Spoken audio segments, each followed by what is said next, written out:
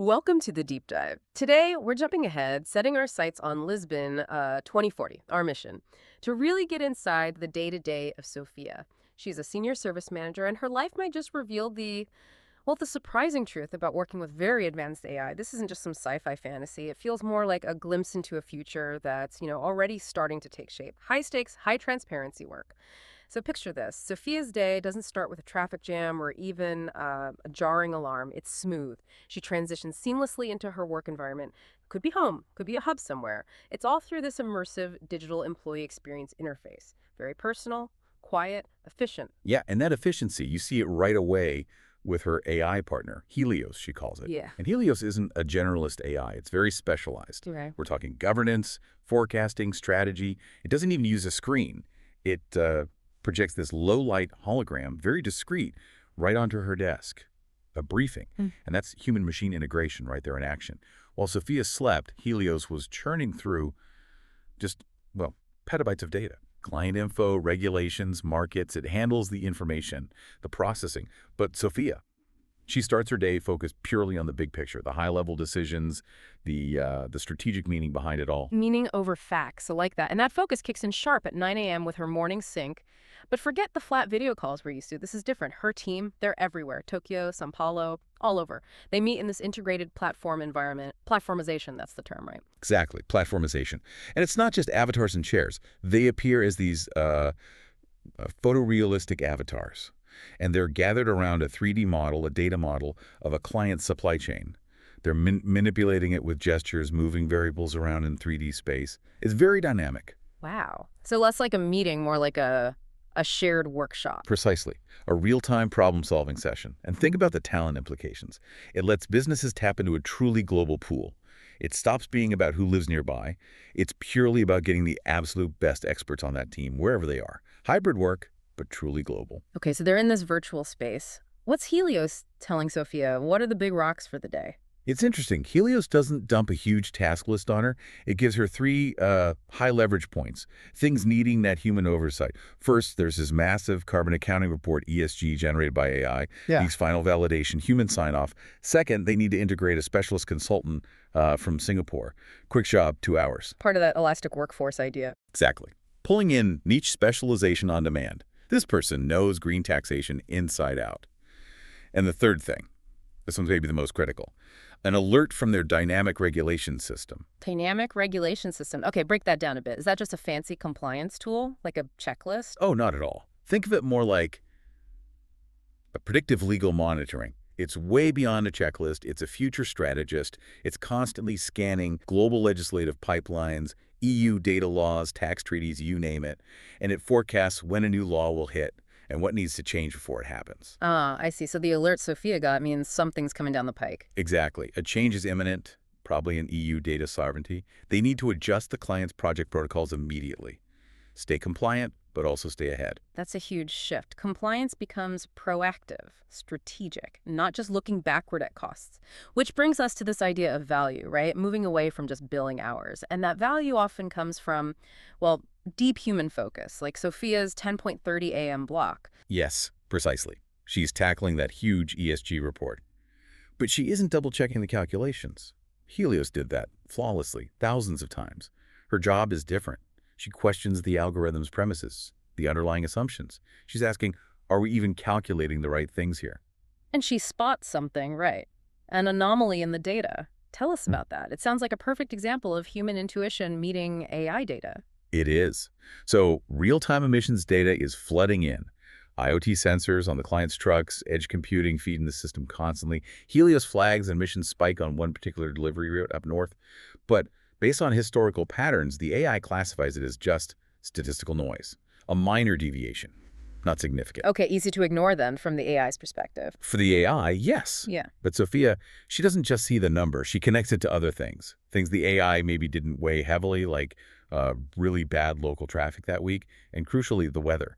A sudden heat wave in that specific region, that impacts engine efficiency, you see. Ah, okay, so it wasn't just random noise. Not at all. Yeah. She realizes the standard road isn't working anymore under these new volatile climate conditions.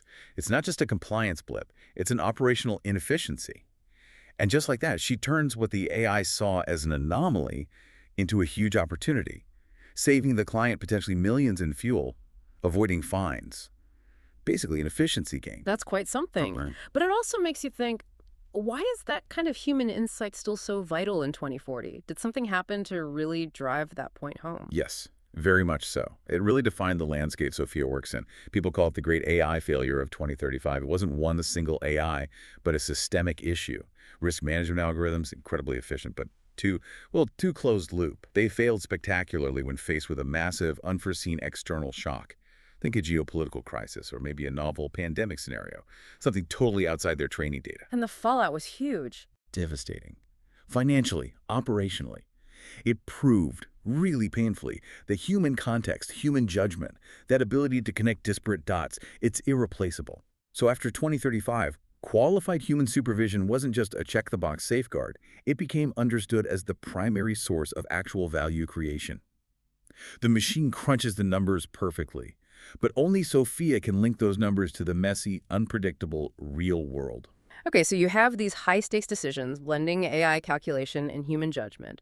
Trust becomes paramount. How do they secure that ESG report, for instance? Make it trustworthy for everyone involved, especially regulators. Right, that's where transparency and trust becomes more than just a buzzword. It's built on technology, specifically distributed ledger or blockchain. Every single data point from those truck sensors, every calculation Helios performs, and, critically, Sophia's final sign-off, her strategic approval. It's all recorded immutably on the ledger. Can't be changed, can't be deleted. So the report isn't just a PDF file they email around. Not at all. Think of it as a living portal. It's auditable in real time.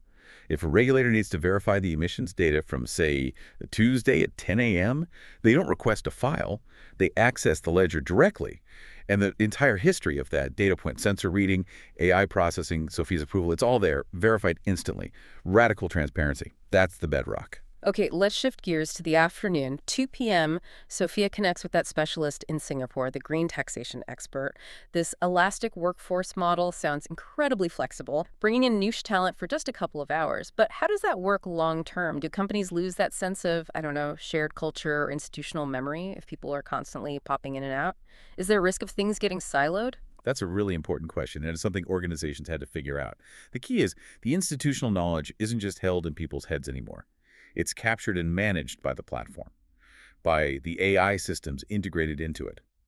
The human expert, like the one from Singapore, is brought in for a very specific, high-value cognitive input, something the core team lacks. Green tax in Asia, in this case. So the platform learns from the expert. Essentially, yes.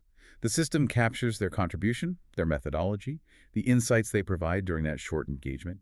It integrates that knowledge, making it accessible for future projects or analyses. The company isn't hiring a full-time green tax expert. They're effectively subscribing to 2 hours of high-impact output. Value, not time. Which really underscores that shift in the whole business model, doesn't it? Comparing it to how things worked back in the 21st century. Back then, it was all about billable hours, right? Getting people in seats, tracking time, fixed teams, often local. Reporting was reactive, tools were separate. Exactly. That was the old model. Now, in 2040, it's flipped. It's value-based models. Contracts hinge on KPIs, on measurable results.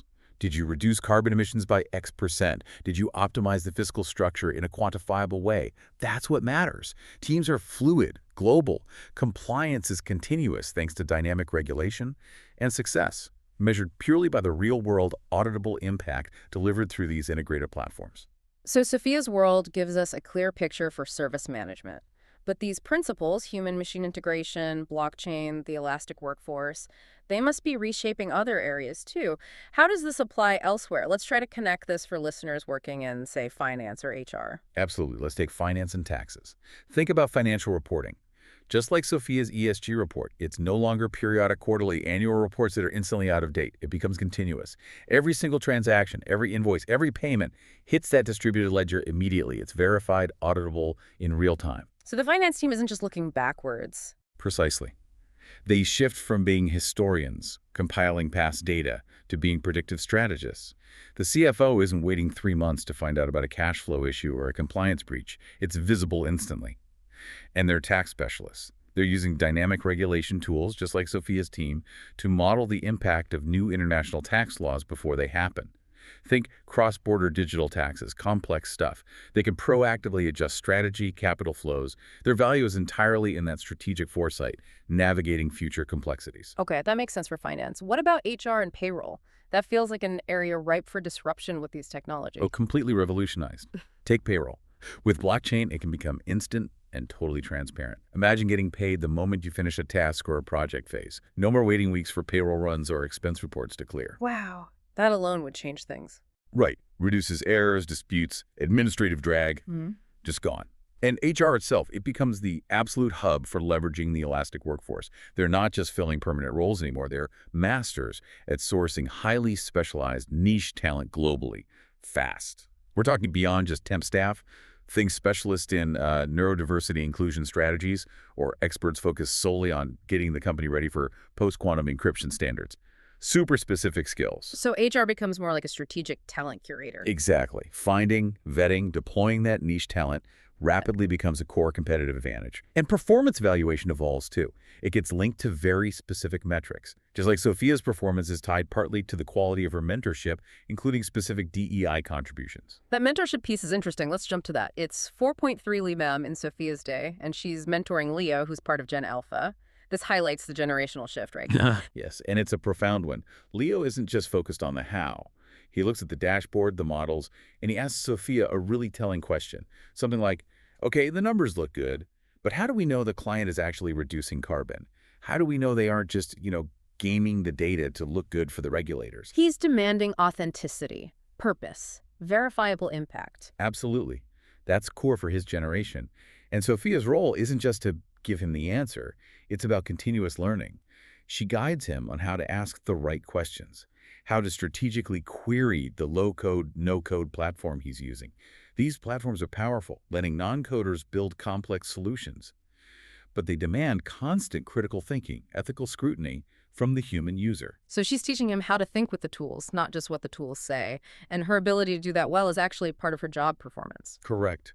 Mentorship quality, especially around strategic questioning and ethical considerations, including DEI impacts, is a measurable part of her contribution. Okay, so her day is winding down. It's 6 p.m. She has this moment of reflection. What are the big takeaways for her? And maybe for all of us listening. Seems like the first one is huge. Her value isn't in doing the work anymore. Helios does the execution, the heavy lifting. Her real value, it's in the questions she asks, the strategic choices. Having the courage to make decisions, the AI, even a very advanced one, still can't make. She's fundamentally shifted from executor to strategist. That's number one. Number two follows directly. Trust is the new currency. Her ability to build and maintain trust with clients, with regulators, even with her own AI, through that radical tech-enabled transparency, that blockchain foundation, that's maybe her most critical asset. And the third one feels like a constant theme. Adaptation.